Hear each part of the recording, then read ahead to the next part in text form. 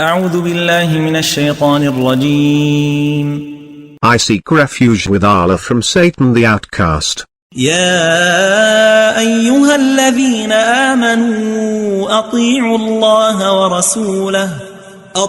الله ورسوله ولا تولوا عنه وأنتم تسمعون.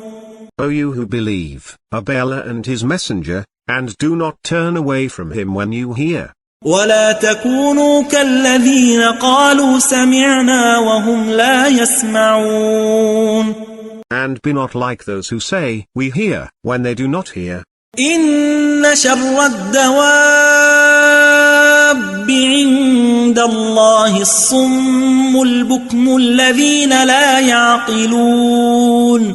The worst of animals to Allah are the deaf and dumb, those who do not reason. ولو علم الله فيهم خيرا ولو أسمعهم لتولوا وهم معرضون. Had Allah recognized any good in them, He would have made them hear, and had He made them hear, they would have turned away defiantly.